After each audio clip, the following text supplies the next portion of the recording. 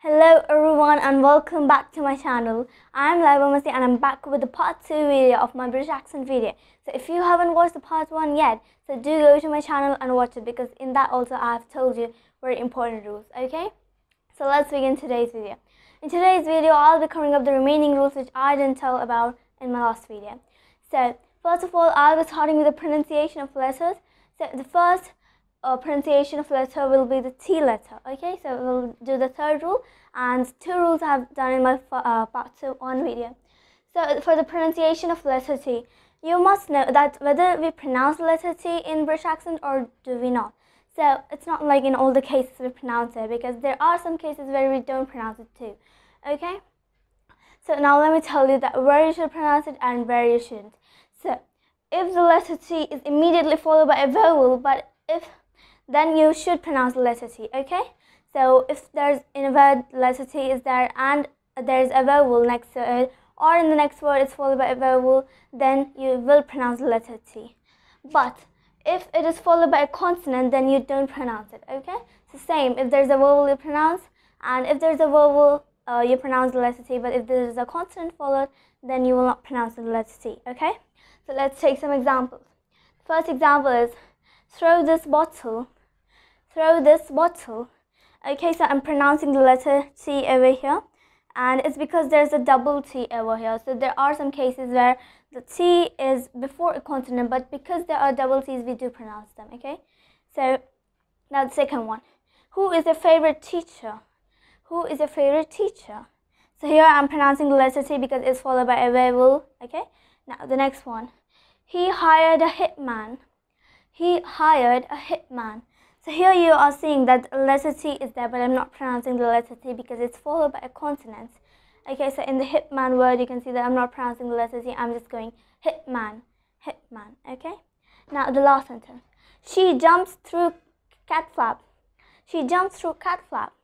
So I'm not pronouncing the letter T over here, so I'm just saying cat flap, okay? She jumps through cat flap. So I hope you understood that where you should pronounce the letter T and where you shouldn't. Now you got that where you should pronounce the letter T and where you shouldn't. Now moving forward, how do you pronounce the letter T in British accent? So this is also very important, because for pronouncing the letter T, you touch the tip of your tongue to your upper gums of your mouth, okay, and you release the sound of the letter T with pressure, okay. You tell it with pressure, like this. So like that. Here I told teacher, teacher. So I'm pronouncing the letter T with pressure. And also in bottle, bottle, water, and doctor, okay? So I'm pronouncing the letter T with pressure. So you should know that how do you pronounce them. So if you are speaking the accent, then do pronounce the letter T with the pressure, but you should know that where you should and where you shouldn't. Okay, now we are done with the third rule too. Now moving on to the fourth rule, which is the pronunciation of TH, okay? So it's the combination of 2 consonants, which is T and H. So there are 2 fricative TH sounds. One is the voiceless one, which is, we pronounce it as th, th. Okay, so there's no voice coming out. It's just the tongue is between the upper 2 teeth, okay? And then the other one is the voiced one. Okay, so this one, and we pronounce that as the, okay? For example, in teeth, brother. Okay, so you can see that there are TH, but the difference is there, okay? So depending on the spelling, you pronounce the TH sound, okay? The way we spell it, you pronounce that way. But mostly we don't pronounce the TH as voice. We pronounce mostly voiceless if the letter TH is at the beginning and in the end. But we pronounce it voiced if the letter TH is in the middle, but not in all the cases. There are some cases where if it's at the starting and even at the end, then also it's a voiced one. Okay, so depending on the spelling, you pronounce that, so do keep it in mind. Now let's take some examples. So the first example is brush your teeth. Brush your teeth.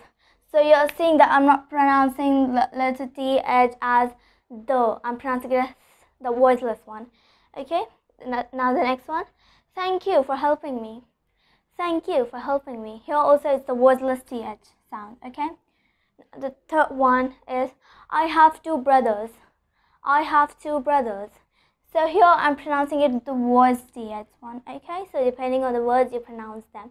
And the last sentence is she is my mother. She is my mother. Okay, so here also I'm pronouncing the letter G, so do keep this also in your mind, that where you should pronounce it voiceless and where it should be voiced. Okay, so let's move forward to our fifth rule. So the fifth rule is the pronunciation of the letter G. Okay, so now what about the pronunciation of the letter G? So this rule applies only if a word ends with NG spelling. Okay, so if a word ends with NG spelling, then you don't really pronounce the G sound at the end. Okay, so you do pronounce the NG, but you don't add the G sound at the end. So you should know how we pronounce them. Okay, so first of all, for pronouncing the NG sound, you must know how it is pronounced. So NG sound is made from the back of your mouth, but N sound is made with the tip of your tongue. Okay, so you must also know how the N sound is made, because you might mistakenly pronounce any word with instead of pronouncing it NG, you might pronounce it as N. So if it's sing, you must pronounce it as sin. So you should not mistake in that. Okay, so you must know how it is pronounced. So NG sound is made from the back of your mouth. Okay, so do try using sing and sin word, and you will get how we pronounce them. Okay, so we pronounce the NG, but we don't add the G sound at the end. Okay, so let's take some examples. Bring me a cup of tea. Bring me a cup of tea. So here I'm pronouncing the NG, but I'm not actually pronouncing the G at the end. Okay, I'm not telling it as bring, I'm telling it as bring. Bring. Okay, and the next word, I'm working. I'm working. So I'm here also, I'm not pronouncing the G sound, instead of just going okay, it's just okay. And the last sentence, her phone rang. Her phone rang. Okay, so instead of telling rang, I'm telling it as rang. Okay, now we are done in the fifth rule. Now moving on to the next rule, which is the pronunciation of the letter Z. And this is also very important, because there is a difference between the pronunciation of the letter Z in a British accent and in American accent. So in British accent, we pronounce Z as Z, okay? Unlike in American accent, you pronounce it as Z. So you might get confused with this, as in British you pronounce it as Z, but in American it's Z. So if you have a word that starts with Z, you will pronounce it as Z, okay? Z, not Z. For example, in zebra. So if you are speaking the British accent, you will tell zebra. But if you are speaking the American accent, you will tell zebra. So you must not get confused between those. Okay, so now we'll move forward to seventh rule. Now the seventh rule is the long vowel or the short vowel. Okay, so there are some words where you pronounce the long vowel, where you pronounce vowel, you elongate them, and there are some vowels where you don't elongate and you pronounce it in a fast manner. So if you have, so there are 3 points here. So if you have one vowel next to a consonant, then it's a short vowel. So if there's a vowel and if there's a consonant next to it, then you don't elongate the vowel, it's a short vowel. Example in cat, apple. So here I'm not elongating the A sound, okay? Now the second point is, if you have one consonant between two vowels, then it's a long vowel. So if you have a single consonant and it's between two vowels, then it's a long vowel, okay? You elongate the vowel sound. For example in grape, cape. So here I'm elongating the A sound because P is between two vowels, A and E. Okay, so we are done with these 2 points. Now the third point is, if you have a vowel before a double consonant, then it's a short vowel. Okay, so if you have a vowel and after a vowel there's double consonant, which means 2 consonants are together, the same letter, then it's a short vowel. Or even if you have 2 consonants together, which is pronounced together, there's the same sound. For example, in C and K you pronounce it as K itself, then also it will be a short vowel. For example in battle, apple. Okay, so here the A sound is short. Okay, now here I have written some words. You try to pronounce these words on your own. So the first word is tap, tap, tape, tape, table, able, tackle, draft. So here as I told you, if you have 2 vowels which are pronounced together and the sound is same, then it's a short vowel. So here is the same rule, okay? Now we are done even with the 7th rule. Now moving on to the 8th rule.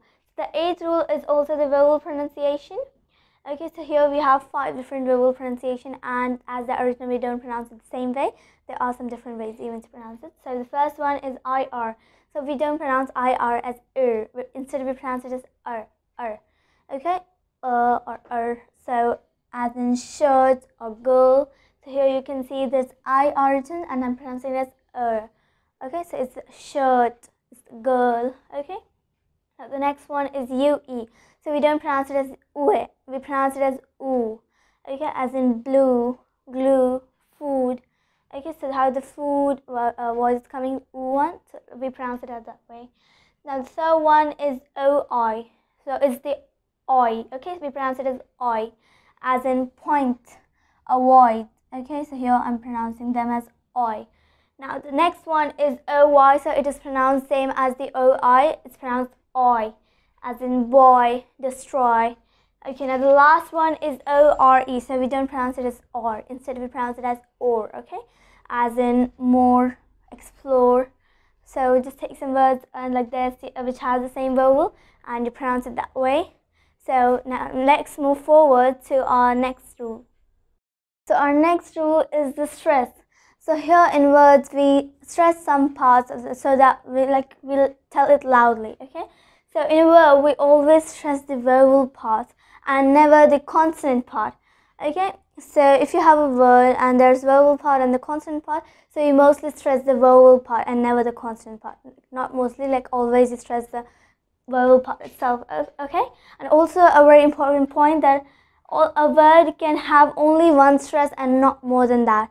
So if you have a word, if you are telling a word, then you can stress only one part, not more than that, even if it's a long word or a short word. Okay, now let's take some examples, like how do you stress so that you'll understand. Car, car, serve, sure, sleep. So here in all these words I'm only stressing the vowel part. So here I'm stressing the A part.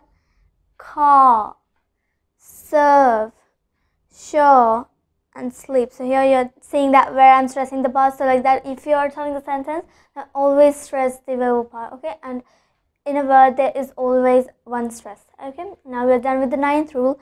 Now moving forward to our 10th rule, which is diphthongs. So if you don't know what are diphthongs, I also told what are diphthongs in my last part. So diphthongs are the two vowel sounds that are pronounced together to make one sound. So if you have two vowels written, or even if it's not written, some places we don't write it, still pronounce its sound.